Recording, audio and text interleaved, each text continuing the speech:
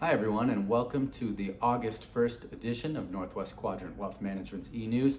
As you can see, my usual co-host Tyler Simonis is out this week.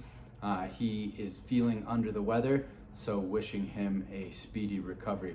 Well, welcome to August, but first let's look back at the month of July. Risk appetite came roaring back. The S&P 500 is up 9.1% for the month of July. Small caps were up double digits. Even international stocks participated in the action and rallied significantly off their lows.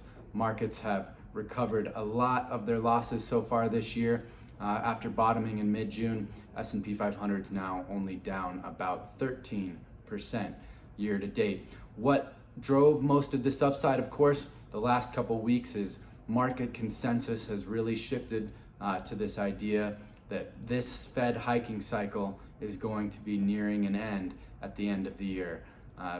Fed fund futures show that the market anticipates interest rates to start actually being cut beginning in February of 2023. And of course, because the market is a forward-looking instrument, investors are already looking past the potential headwinds of this fall and looking forward to rainbows and butterflies returning as interest rates march relentlessly lower in 2023 in expectation of economic weakness. Of course, we're in this very weird environment that a lot of people that don't follow markets every day would have a hard time understanding, which once again, we exist in a dynamic where bad news is actually good news for markets. So over the last couple weeks, as you've got an ongoing procession of relatively negative data points, markets have duly interpreted that as a sign that the Federal Reserve is in fact going to be capitulating at the beginning of next year. Our outlook is essentially that this is another version of a bear market rally. They're usually quite vicious to the upside. There was 4 back in 2008, another 3 in the wake of the 2000 sell-off.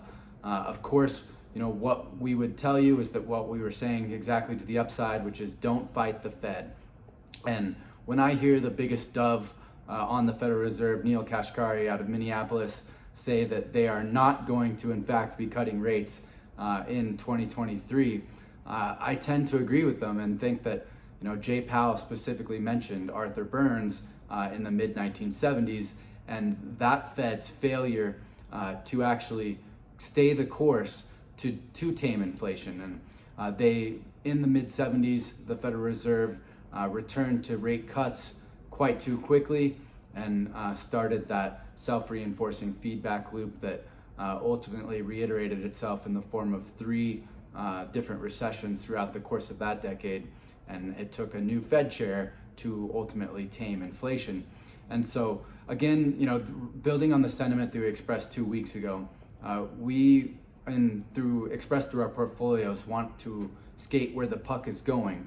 And with that expectation, it differs a bit, our view differs a bit from consensus in that we believe the Federal Reserve will actually continue along this hiking cycle, but not revert to rate hikes so quickly, and instead rely on quantitative tightening, which is a reduction in the money supply to do some of the heavy lifting through the first couple quarters of 2023, and not be so wholly reliant on interest rate increases or interest rate cuts. Federal Reserve Chair Jay Powell said that he believed neutral was at 2.5%, which is what markets interpreted as sort of the risk-on side. Of course, we're about 2/3 of the way through earnings season now.